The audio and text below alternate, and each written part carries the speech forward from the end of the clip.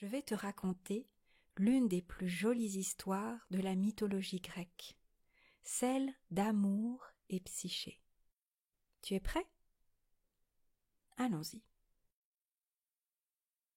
Il était une fois un roi et une reine qui avaient 3 filles d'une beauté remarquable. L'une d'elles, toutefois, surpassait les 2 autres.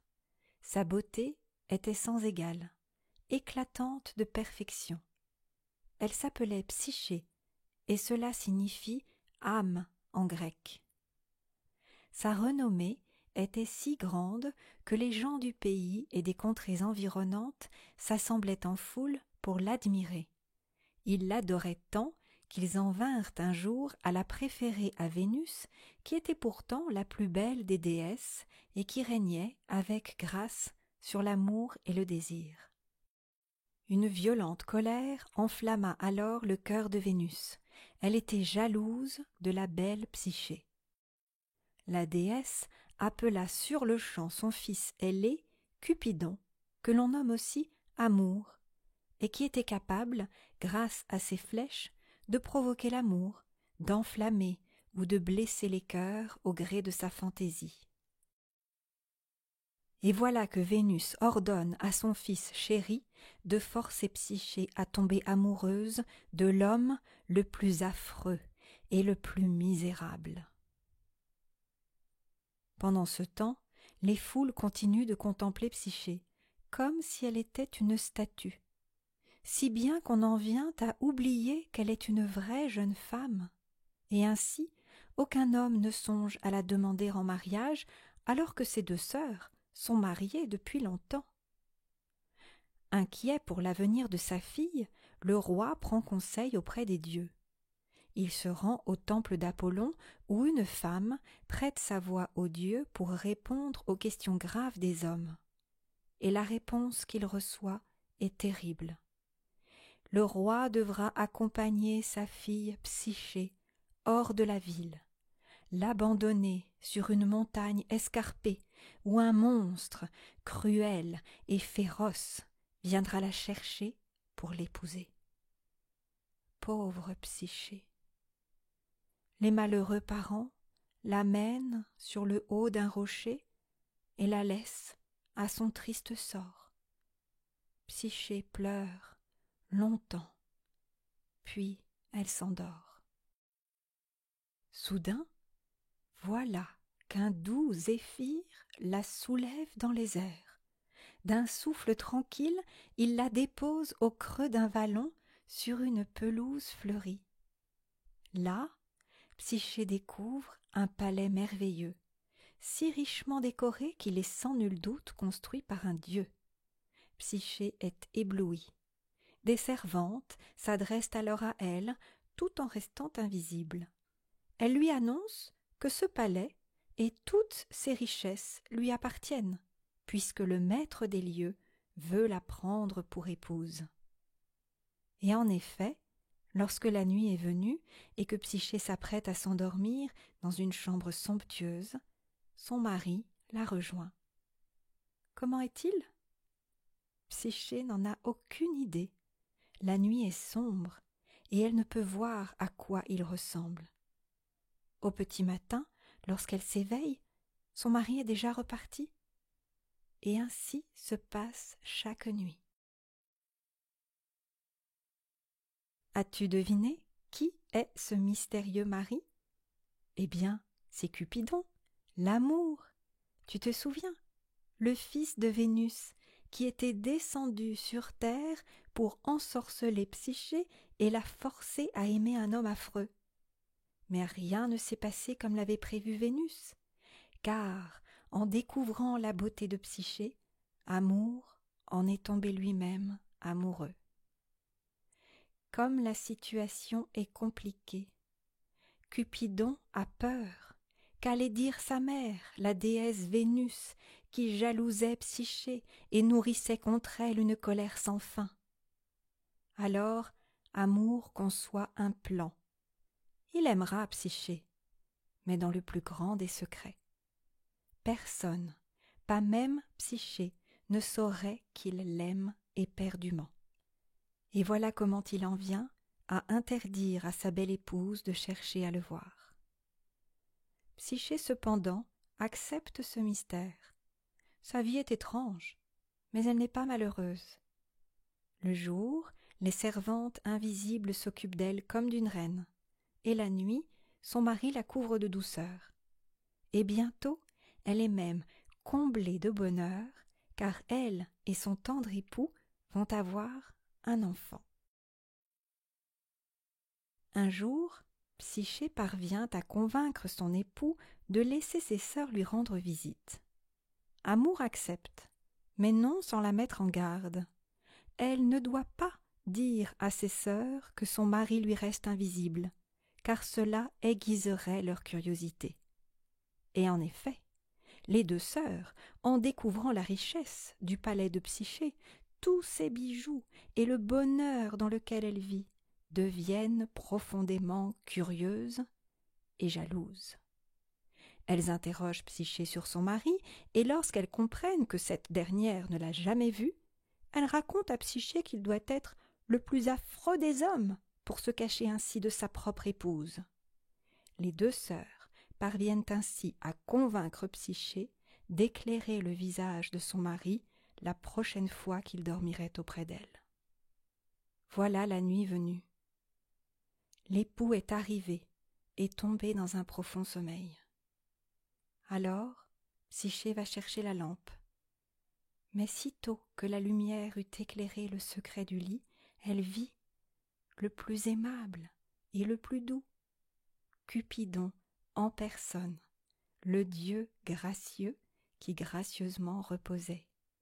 Elle voit une tête dorée, une noble chevelure, sur un cou de neige des boucles entremêlées.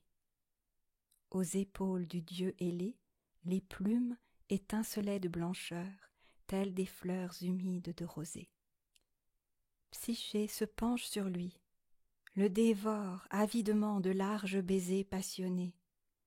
Mais tandis qu'elle s'abandonne à cet émoi plein de délices, la lampe laissa tomber une goutte d'huile bouillante sur l'épaule droite du dieu. Sous la brûlure, Amour se réveille et bondit.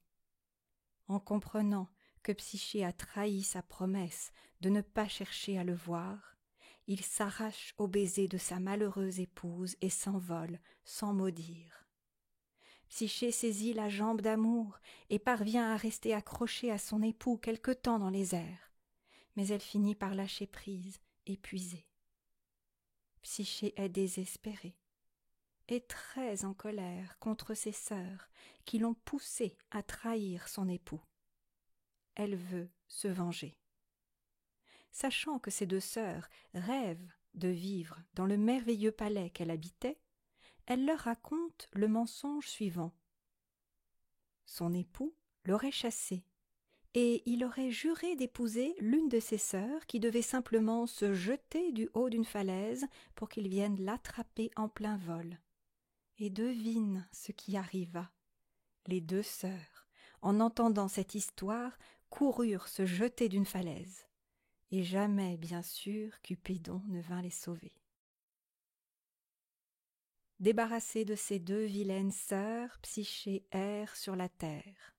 Elle cherche Amour. Lui, blessé, s'est réfugié chez sa mère, Vénus. Et cette dernière est folle de colère en apprenant que son fils, Polisson, s'était pris de Psyché, sa rivale en beauté. Espérant trouver Cupidon, Psyché se rend au palais de Vénus, qui l'accueille bien vertement. Elle fond sur elle, elle met ses vêtements en pièces, elle lui arrache les cheveux, lui heurte et lui meurtrit cruellement la tête. Puis, elle lui inflige des épreuves impossibles. Psyché doit d'abord trier en moins d'un jour un immense tas de grains. C'est infaisable. Heureusement, une fourmi qui passait par là la prend en pitié. Elle appelle toute sa colonie de fourmis qui se mettent au travail.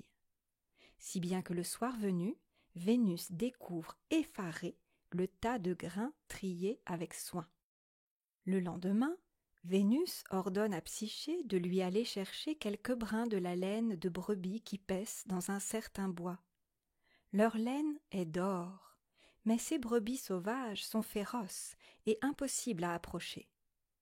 Psyché, malheureuse, se lamente au bord d'un fleuve. Et c'est alors qu'une plante aquatique, le roseau, lui vient en aide. Le roseau lui parle.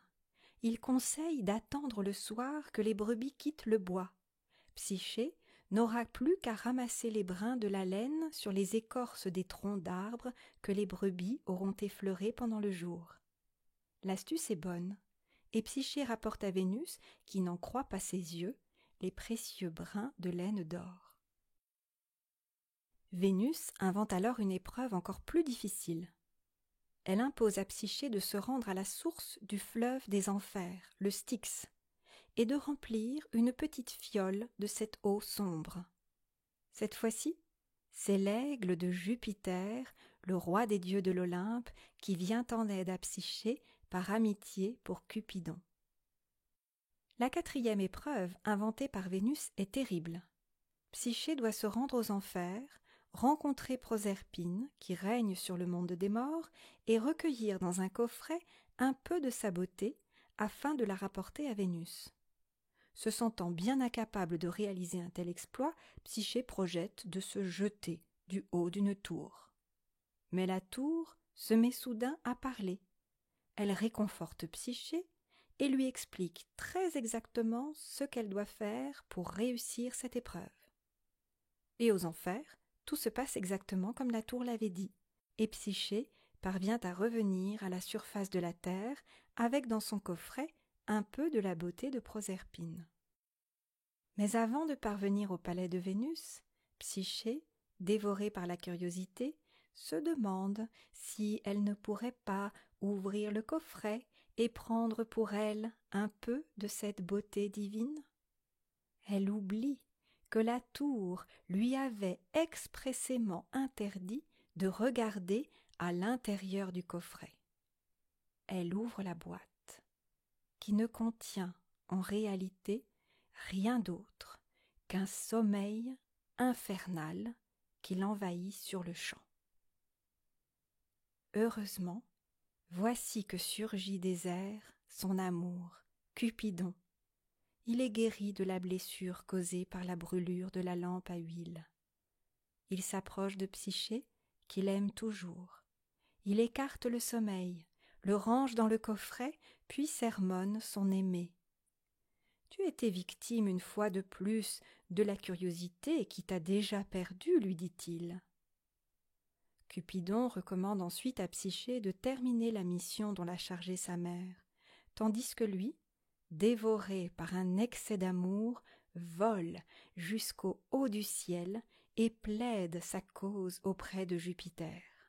Il veut épouser Psyché, pour de bon. Le roi des dieux convoque tous les dieux qui s'accordent pour accueillir Psyché parmi eux. Même Vénus finit par accepter sa rivale. Elle rejoint les dieux sur son char tiré par de ravissantes colombes. Un joyeux repas de noces est alors offert en l'honneur de Psyché et d'amour. Les dieux partagent avec la belle la boisson divine, l'ambroisie, qui la rend immortelle. On raconte que Vulcain faisait la cuisine, les grâces répandaient des parfums, les muses faisaient entendre leur voix harmonieuse. Puis Apollon chanta, et Vénus, ajustant ses pas à une douce musique, dansa gracieusement. Quelque temps après la noce, il naquit une fille à Amour et Psyché, et cet enfant s'appelle la volupté. Ainsi se termine l'une des plus jolies histoires de la mythologie grecque, celle d'Amour et Psyché. Alors dis-moi, est-ce qu'elle t'a plu ?